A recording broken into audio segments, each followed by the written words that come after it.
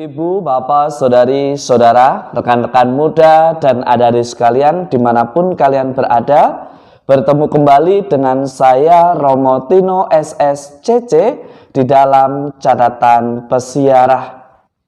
Hendaklah nama Tuhan semakin besar dan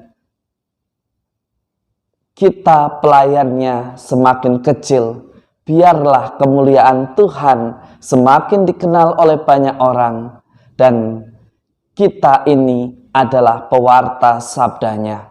Itulah yang diajarkan oleh Yohanes Pembaptis kepada Anda, saya, serta kita semua untuk senantiasa menyadari siapa diri kita di dalam persiaran hidup ini.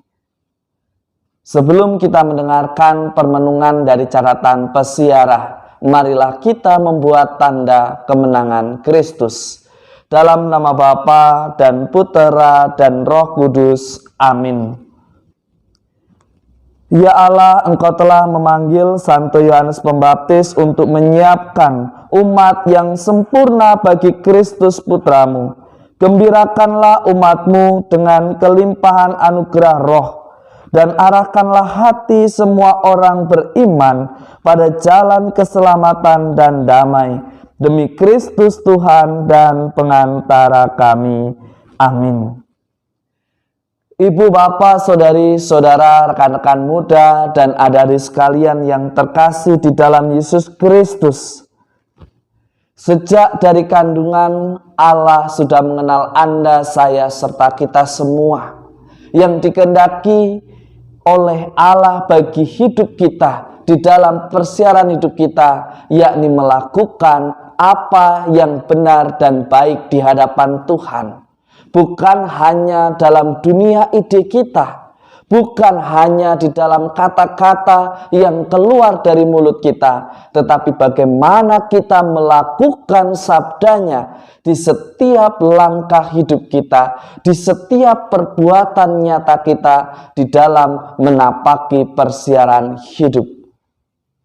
Sebagaimana dikatakan di dalam Kisah Para Rasul di dalam bacaan kedua pada hari ini, kita mendengarkan sebuah kisah bagaimana Yohanes Pembaptis hadir di tengah-tengah dalam persiarahan hidup manusia untuk menyiapkan jalan bagi kedatangan Al-Masih. Ia menyiapkan orang-orang pada zamannya untuk menyambut kedatangan Yesus. Ia menyerukan kepada bangsa pilihan dan semua yang mengenal Allah supaya bertobat dan memberi diri dibaptis agar Allah senantiasa mengampuni dosa-dosanya. Pembaptisan menjadi hal yang sangat penting bagi Anda, saya, serta kita semua yang mengaku diri sebagai seorang Katolik. Dengan pembaptisan kita dimasukkan di dalam komunitas murid-murid Kristus. Kita disatukan di dalam gereja. Dengan pembaptisan kita disucikan dan kita juga memiliki imamat umum sebagai seorang nabi untuk mengajar, sebagai pewarta, dan juga sebagai saksi akan kasih Allah. Hari ini Yohanes Pembaptis memberikan teladan kepada Anda dan saya serta kita semua. Selain menyadari siapa diri kita, kita harus senantiasa di dalam persiaran hidup membiarkan nama Tuhan semakin dikenal oleh banyak orang melalui karya dan kehadiran kita di dalam persiaran hidup kita.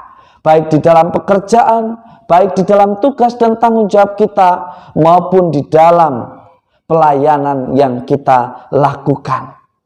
Tetapi realitasnya yang seringkali terjadi bukan nama dia yang semakin besar. Yang kita kehendaki nama kita semakin besar, nama kita semakin disebut oleh banyak orang, oleh sesama kita. Bahkan tanpa sadar kita seringkali membantu dan menolong, bukan supaya orang mengenal nama Tuhan, bukan supaya orang memuji nama Tuhan, tetapi seringkali kita justru menghantarkan sesama kita menjadi pribadi yang memiliki ketergantungan terhadap kita, ketergantungan terhadap uluran tangan kasih kita. Maka hari ini kita diingatkan dan juga diteguhkan kembali oleh Yohanes Pembaptis bahwa kita adalah anak-anak Allah. Kita ditugaskan dan juga memiliki tanggung jawab untuk mewartakan karya kasih Allah. Sebagai orang beriman, mestinya tidak mencari ketenaran, mestinya dia tidak mencari kebesaran nama atau melegalkan kekuasaan dengan segala macam cara yang dihalalkan. Tetapi bagaimana kita sebagai orang beriman senantiasa menyadari bahwa setiap langkah kehidupan kita menghadirkan kasih Allah, sehingga semakin banyak orang mewartakan dan juga memuliakan kebesaran nama Allah yang sungguh istimewa. Di dalam Injil Lukas pada hari ini, kita juga mendengarkan bahwa rencana Tuhan sungguh indah pada waktunya. Itulah yang dialami oleh Elisabet dan Zakaria di masa tuanya yang secara logika manusia tidak mungkin memiliki seorang anak. Tetapi berkat iman, kekudusan, dan kepercayaan mereka yang senantiasa mengandalkan Tuhan, Tuhan menghadirkan sukacita di dalam keluarga mereka. Tuhan memberikan mukjizat dengan menghadirkan Yohanes Pembaptis di tengah-tengah keluarganya. Dan banyak mukjizat serta sukacita yang dialami Zakaria yang tadinya karena ketidakpercayaannya menjadi bisu, dan kini dia menjadi pribadi yang mampu berbicara, bahkan memuliakan Tuhan. Ia tidak menghujat Tuhan, tetapi membagikan kebahagiaan Tuhan. Inilah yang dikehendaki oleh Tuhan.